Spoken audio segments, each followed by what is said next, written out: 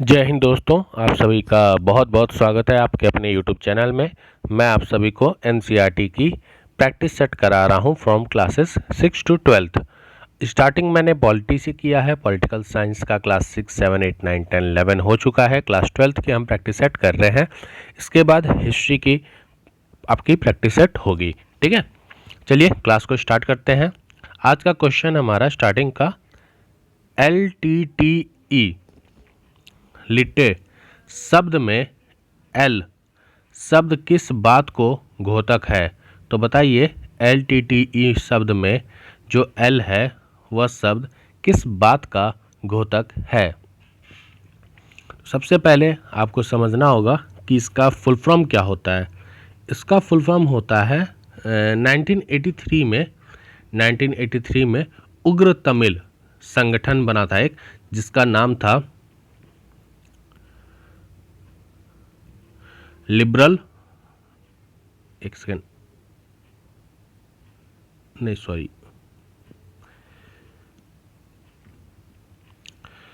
इसको यहाँ लिख देता हूँ मैं 1983। आंसर ये है लिबरेशन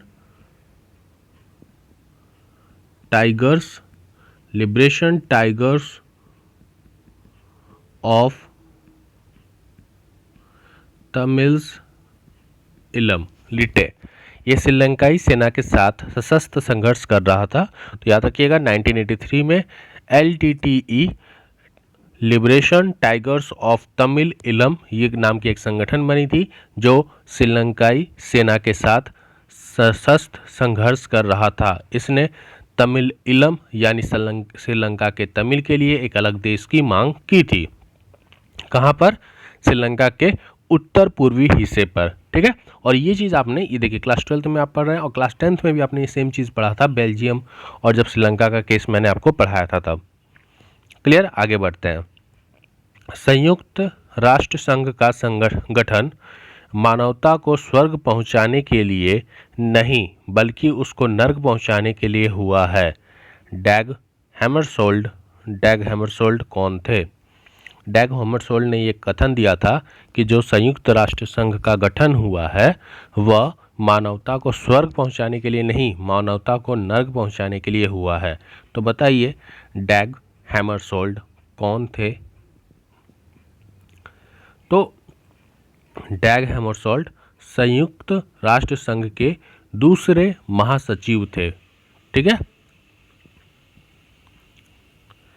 वैश्विक स्तर पर संयुक्त राष्ट्र संघ दिवस कब मनाया जाता है? तो वैश्विक स्तर पर संयुक्त राष्ट्र संघ दिवस 24 अक्टूबर को मनाया जाता है। वैसे 24 अक्टूबर 1945 इस दिन संयुक्त राष्ट्र संघ का स्थापना हुआ था। ठीक है, 24 अक्टूबर 1945 को स्थापना हुई थी और 24 अक्टूबर को हम इसका वैश्विक स्तर पर दिवस मनाते हैं। अगला क्वेश्चन दिया हुआ है, आपको बताना है कौन सा कथन इनमें से सही है। तो क्वेश्चन पढ़ते हैं। संयुक्त राष्ट्र संघ की स्थापना से संबंधित ये आपसे कथन पूछा है। पहला कथन है संयुक्त राष्ट्र संघ के 51 मूल्य संस्थापक सदस्य हैं। क्या ये कथन सही है? हाँ, संयुक्त राष्ट्र संघ एक अंतर्राष्ट्रीय संगठन बनने के मसले पर सैन फ्रांसिस्को में अप्रैल मई 1945 में 2 महीने का लंबा सम्मेलन चला था। क्या ये कथन सही है? हाँ, ये कथन भी सही है, ऑप्शन सी हो जाएगा। ठीक है, अमेरिकी राष्ट्रपति रूजवेल्ट और ब्रिटेनी राष्ट्रपति चर्चिल द्वारा अटलांटिक चार्टर पर हस्ताक्षर किया गया था। उसके बाद दूरी शक्तियों के खिलाफ लड़ रहे 26 मित्र राष्ट्र अटलांटिक चार्टर के समर्थन में वाशिंगटन में मिले। दिसंबर 1943 में संयुक्त राष्ट्र संघ की घोषणा पर हस्ताक्षर हुआ। 3 बड़े नेताओं ने, जिसमें रूजवेल्ट, चर्चिल और स्टालिन ने याल्टा सम्मेलन में प्रस्तावित अंतर्राष्ट्रीय संघ के बारे में संयुक्त राष्ट्र संघ को एक सम्मेलन करने का निर्णय लिया। तो ये पूरा प्रोसेस था और ये पूरा कथन आपका सही है। संयुक्त राष्ट्र संघ चार्टर पर 50 देशों के हस्ताक्षर थे। पोलैंड ने 15 अक्टूबर का हस्ताक्षर किया। इस तरह टोटल हस्ताक्षर कितने हो गए? 51 हो गए। क्लियर? तो आपका दोनों कथन इसमें सही है। अगला क्वेश्चन दिया हुआ है, संयुक्त राष्ट्र संघ के महासचिव तथा महासचिव का कर्म बता दिया गया है, कौन पहले थे? तो देखिए, डैग हैमरशॉल्ड, इनके बारे में अभी जस्ट मैंने आपको बताया था। ये कौन से थे? तो ये आपके दूसरे थे। तो पहला कौन था? अगर आपसे पूछे कि पहला कौन था, तो पहले थे ट्राइगे ली। ट्राइगे ली आपके पहले महासचिव थे। यू थांट जो थे ये आपके तीसरे महासचिव थे, और एंटोनिया गुटरेस ये 9वें थे। तो ये चीज़ थोड़ा देख लीजिएगा। जो ट्राइग ली थे, एक मिनट, ऑप्शन थोड़ा देख लेता हूँ ऐसा है भी कि नहीं। डैग हैमरशॉल्ड दूसरे थे, मैंने सही बोला। ट्राइग ली पहले थे, हाँ ये भी मेरा सही है, ट्राइग ली पहले थे। और जो एंटोनिया गुटरेस थे ये थे 9वें, और यू थांग थे तीसरे। हाँ, तो ये हमारा सही है, ठीक है। और बाकी जो डैग स्मिथ थे ये कहाँ के थे? तो ये थे स्वीडन के। ट्रैगली जो थे ये कहाँ के थे? तो ये थे नॉर्वे के। जो एंथोना गुटेस थे आपके, ये कहाँ के थे? तो ये पुर्तगाल के थे, ठीक है। और यू थांग ये कहाँ के थे? तो ये ब्रह्मा, म्यांमार, ब्रह्मा जिसे म्यांमार कहा जाता है, ठीक है, म्यांमार। चलिए आगे बढ़ते हैं। अंतर्राष्ट्रीय आणविक ऊर्जा एजेंसी IAEA की स्थापना कब की गई थी? अंतर्राष्ट्रीय आणविक ऊर्जा agency, international atomic energy agency, international atomic energy agency का स्थापना सन 1957 में हुआ था। यह संगठन परमाणु ऊर्जा के शांतिपूर्ण उपयोग को बढ़ावा देने, सैन्य उद्देश्यों के इस्तेमाल को रोकने और की कोशिश करती है, ठीक। इस संगठन के अधिकारी जो होते हैं वो नियमित रूप से विश्व की परमाणु सुविधाओं की जांच करते हैं ताकि नागरिक परमाणु संयंत्रों का इस्तेमाल सैन्य के उद्देश्य के लिए ना करे। मतलब अगर कोई देश यूरेनियम का यूज़ कर रहा है तो वो सिर्फ न्यूक्लियर का यूज़ करके अपने देश में पावर जनरेशन में ही यूज़ करे। अगर उसे वह सैन्य शक्ति में यूज़ कर रहा है तो उसके पाबंद करती है ये संगठन। General agreement on trade and tariff, GATT के उत्तराधिकारी के रूप में विश्व व्यापार संगठन की स्थापना किस वर्ष की गई थी? तो यहाँ पे गेट का पूछ रहा है। तो इसकी स्थापना की गई थी वर्ष 1995 में। यह अंतर्राष्ट्रीय संगठन वैश्विक व्यापार के नियमों में तय करता है और इस संगठन की स्थापना 1995 में हुई थी, ठीक है। यह संगठन general agreement on trade and tariff के उत्तरदायित्व के रूप में काम करता है, जो कब बना था? सेकेंड वर्ल्ड वॉर के बाद इसका अस्तित्व में आया था। संयुक्त राष्ट्र संघ का प्रतीक चिन्ह क्या है? संयुक्त राष्ट्र संघ का जो प्रतीक चिन्ह है वह क्या है? विश्व का नक्शा तथा इसके चारों ओर पीपल के वृक्ष की पत्तियां ना। विश्व का नक्शा तथा इसके चारों ओर यूकेलिप्टस वृक्ष की पत्तियां, यूकेलिप्टस, ओके। विश्व का नक्शा और इसके चारों ओर जैतून ना, जैतून नहीं, नीम भी नहीं, तब यही होगा ऑप्शन बी, ठीक है। सुरक्षा नीति का संबंध युद्ध की आशंका को रोकने में होता है, जिससे अवरोध कहा जाता है, और युद्ध की स्मृति को रखने, एक सेकंड, सॉरी,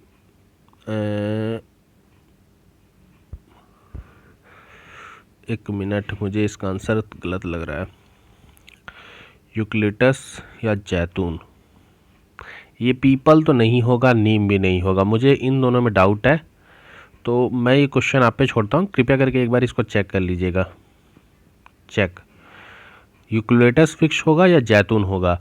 मुझे थोड़ा सा ये गलत लग रहा है, ये सही लग रहा है, तो आप एक बार प्लीज़ कमेंट करके बता दीजिएगा क्या राइट आंसर होगा।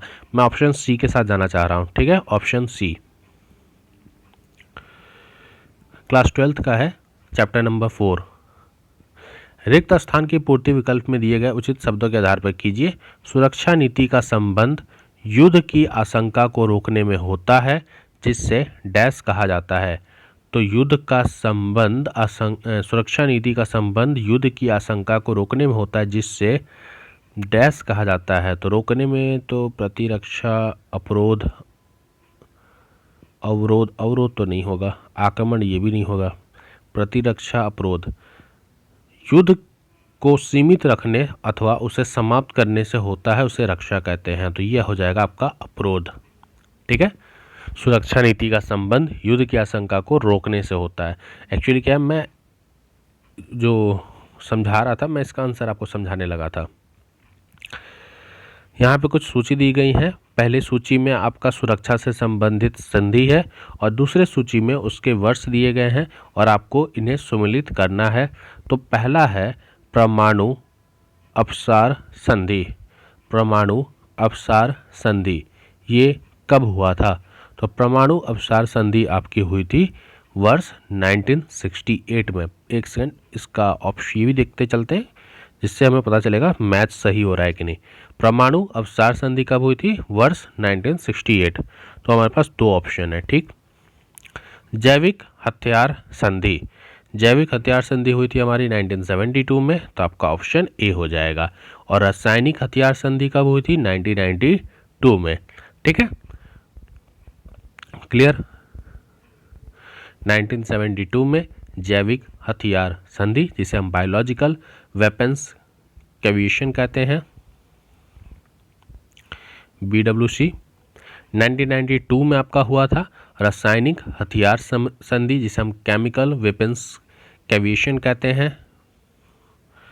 ठीक, और 1968 में आपका हुआ था न्यूक्लियर नॉन प्रोफिलिक्स ट्रीटी, जिसे हम परमाणु अपसार संधि कहते हैं, NPT। ठीक है, चलिए आगे बढ़ते हैं। कथन दिया हुआ है और इस पर विचार करना है हमें। दुनिया में सबसे ज़्यादा संघर्ष अफ्रीका के सहारा मरुस्थल के दक्षिणवर्ती देशों में होते हैं। ओके, यह इलाका दुनिया का सबसे गरीब इलाका है। तो अगर हम बात करें अफ्रीका देश की या अफ्रीका कॉन्टिनेंट की, तो एक तरफ से देखा जाए तो दुनिया में सबसे ज़्यादा जो संघर्ष होता है वो अफ्रीका के मरुस्थल के देशों में होता है। ये कथन आपका सही है। और इस इलाके में गरीबी भी है, ये बात भी सही है। और 21वीं शताब्दी के शुरुआत समय में इस इलाके में युद्धों में शेष दुनिया के तुलना में कहीं ज़्यादा लोग मारे गए हैं।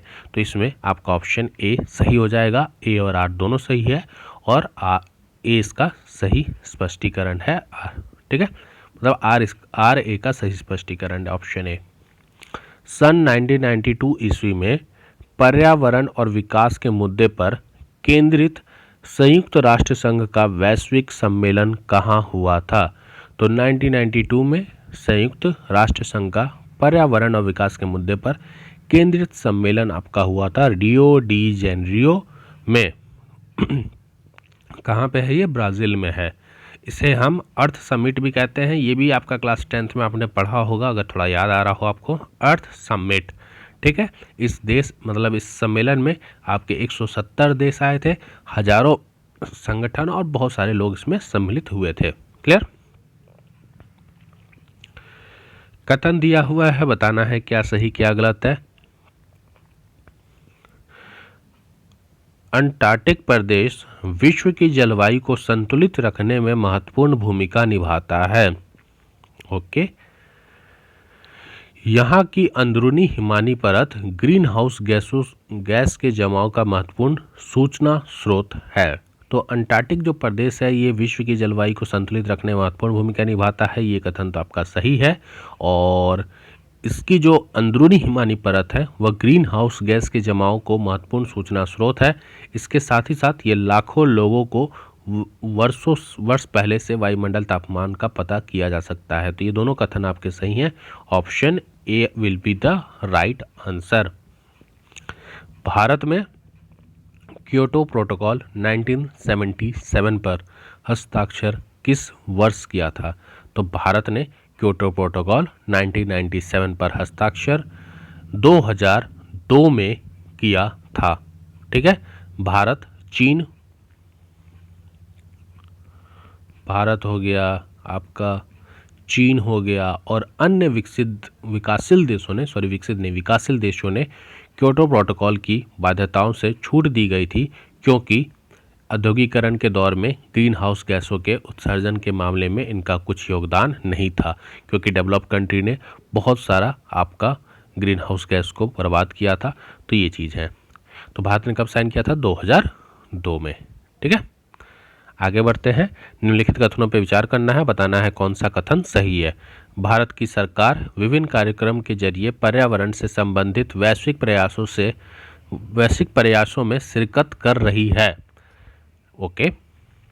भारत सरकार ने वर्ष 2010 में ऊर्जा संरक्षण अधिनियम पारित किया है। तो भारत सरकार ने ऊर्जा संरक्षण 2010 में पारित किया है। आई थिंक ये गलत है, 2010 में नहीं पारित किया था। भारत सरकार ने ऊर्जा संरक्षण ये आपका 2001 में ऊर्जा संरक्षण अधिनियम पारित हुआ था। इसमें ऊर्जा के ज़्यादा कारगर इस्तेमाल करने की कोशिश की गई थी और भारत सरकार विभिन्न कर रही है, ये कथन आपका सही है। ठीक है, और भारत ने अपनी नेशनल ऑटो फ्यूल पॉलिसी के अंतर्गत वाहनों में जो स्वच्छ ईंधन होता है उसका भी आविष्कार किया है। तो इस चीज़ को भी हम देख रहे हैं। एक अवधारणा के रूप में वैश्वीकरण की बुनियादी तत्व क्या है? एक अवधारणा के रूप में वैश्वीकरण की बुनियादी तत्व क्या है? वैश्वीकरण शब्द का प्रयोग अधिकांशतः सटीक अर्थों में नहीं होता है, इसलिए यह स्पष्ट करना आपको जरूरी है कि इसका सही अर्थ क्या है। एक अवधारणा के रूप में वैश्वीकरण की बुनियादी बात है कि वह प्रवाह क्या होता है? प्रवाह कई तरह के हो सकते हैं।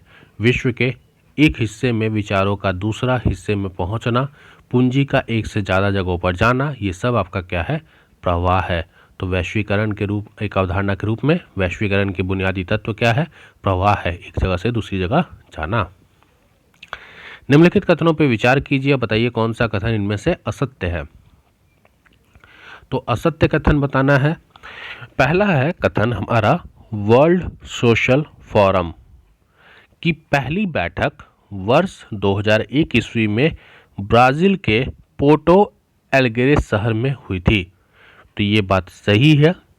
वर्ल्ड सोशल फोरम उदारवादी वैश्वीकरण के विरोध में एक विश्वव्यापी मंच है।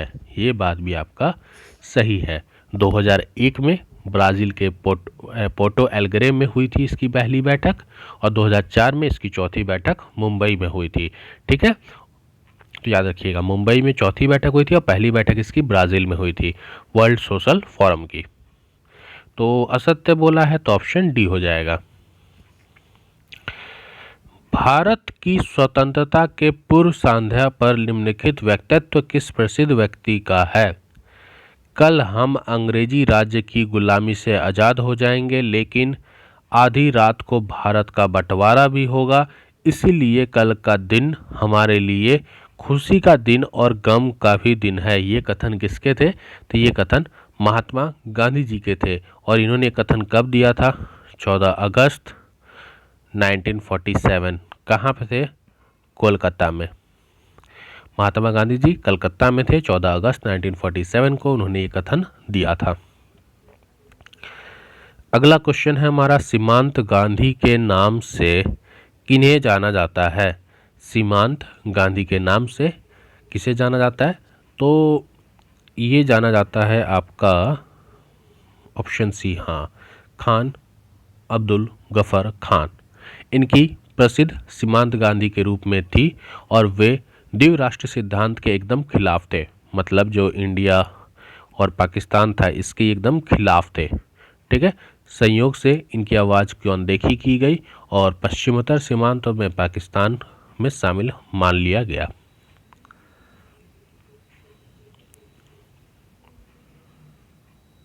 अगला क्वेश्चन है हमारा, रिक्त स्थान की पूर्ति विकल्प में दिए गए उचित शब्द के आधार पर करना है। 15 अगस्त 1947 से पहले ही अधिकतर राजवाड़ों के शासकों ने भारतीय संघ में अपने विलय के एक सहमति पत्र पर हस्ताक्षर किए। इस सहमति पत्र को क्या कहा जाता है? तो इस सहमति पत्र को कहा जाता है इंस्ट्रूमेंट ऑफ एक्शन। ठीक है, इंस्ट्रूमेंट ऑफ एक्शन। अगला क्वेश्चन है, स्वतंत्रता के बाद आंध्र प्रदेश भाषाई आधार पर गठित होने वाला भारत का पहला राज्य था। किस प्रांत से विलग कर तेलुगु भाषियों के लिए आंध्र प्रदेश का गठन किया गया था? तो आंध्र प्रदेश स्वतंत्रता के बाद भाषा के आधार पर गठित होने वाला भारत का पहला राज्य था और किस प्रांत से अलग होकर तेलुगु भाषाओं के लिए आंध्र प्रदेश का गठन किया गया था? तो मद्रास प्रांत से। ठीक है। बाबा साहेब भीमराव अंबेडकर ने नेहरू के पहले मंत्रिमंडल स्वतंत्रता के बाद से इस्तीफा क्यों दिया था? बाबा साहेब भीमराव अंबेडकर ने नेहरू के पहले मंत्रिमंडल से इस्तीफा क्यों दिया था स्वतंत्रता के बाद? तो उन्होंने इसलिए दिया था क्योंकि हिंदू कोड बिल लाए जाने के विरोध में। बाबा साहेब भीमराव रामजी अंबेडकर, इनका पूरा नाम, जाति विरोधी आंदोलन के नेता, दलितों को न्याय दिलाने वाले के संघर्ष के अगुवा, विद्वान, बुद्धिजीवी, इंडिपेंडेंट लेबर पार्टी के संस्थापक। बाद में इन्होंने शेड्यूल कास्ट फेडरेशन की स्थापना की, रिपब्लिक पार्टी ऑफ इंडिया के गठन के योजनाकार, दूसरे विश्व युद्ध के दौरान वायसरॉय की काउंसिल में सदस्य, संविधान सभा की प्रारूप समिति के अध्यक्ष, आज़ादी के बाद नेहरू के पहले मंत्रिमंडल में मंत्री, हिंदू कोड बिल के मुद्दे पर अपनी असहमति दर्ज कराते हुए उन्होंने 1951 में इस्तीफा दे दिया और 1956 में अपने हजारों अनुयायी के साथ बौद्ध धर्म अपना लिया। ठीक, बौद्ध धर्म ये अपना लिए कब? 1956 में। ये सारी चीज़ें एनसीईआरटी में दी गई हैं। मैं चैप्टर बता देता हूँ, चैप्टर 2 पार्ट 2 क्लास 12। मैं एनसीईआरटी बुक मेरे सामने ही है, तो मैं इसलिए रखता हूँ कि आपको जब आंसर समझाऊँ तो मैं बुक से देख के आपको बताऊँ कि एक्यूरेट आंसर आपको मिले। अगला क्वेश्चन हमारा, भारतीय जनता पार्टी के पूर्ववर्ती राजनीतिक पार्टी भारतीय जनसंघ के संस्थापक अध्यक्ष कौन थे? तो ये पूछ रहा है कि जो भारतीय जनसंघ है उसके संस्थापक कौन थे, जो भारतीय जनता पार्टी की पूर्वी राजनीतिक पार्टी थी। तो इसके संस्थापक थे श्यामा प्रसाद मुखर्जी। भारतीय जनसंघ अगर पार्टी की हम बात करें तो इसकी स्थापना हुई थी 1951 में। श्यामा प्रसाद मुखर्जी इसके संस्थापक और अध्यक्ष थे। इस दल से जुड़े आज़ादी के पहले समय भी सक्रिय राष्ट्रीय स्वयंसेवक संघ और हिंदू महासभा में खोजी जा सकती है। ठीक है। राष्ट्रीय भारत परिवर्तन संस्थान NITI, राष्ट्रीय भारत परिवर्तन संस्थान NITI कब स्थापित हुई थी? भारत सरकार ने योजना आयोग के स्थान पर एक नई संस्था का प्रारंभ किया था जिसे हम नीति आयोग कहते हैं। इसकी स्थापना 1 जनवरी 2015 को हुई थी। आज की क्लास का लास्ट क्वेश्चन, भारतीय सांख्यिकी संस्थान की स्थापना कब और किनके द्वारा हुई थी? भारतीय सांख्यिकी संस्थान की स्थापना कब और किसके द्वारा हुई थी? तो PC महालनोबिस के द्वारा हुई थी। तो ये दो ऑप्शन तो कट गए। वर्ष 1931, वर्ष 1931 PC महालनोबिस के द्वारा।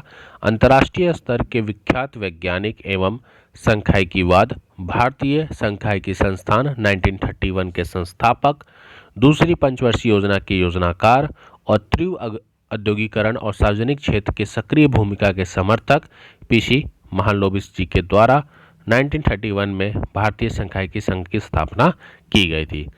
तो आज हमने लमसम आपका जो क्वेश्चन था मैं 80 तक करा देता हूं क्योंकि उसके बाद करंट अफेयर के क्वेश्चंस हैं। चलिए 25 क्वेश्चन नेक्स्ट क्लास में हो जाएगा। तो आज हमने 12th के जो क्वेश्चंस थे वो सारे किए। अभी आपका जो 12th का क्वेश्चंस है वो पूरी तरीके से कंप्लीट नहीं हुआ है, तो चिंता मत कीजिएगा। अभी कुछ और क्वेश्चंस भी बचे हुए हैं, वो पूरा कंप्लीट कराने के बाद ही हम आगे बढ़ेंगे, ठीक है।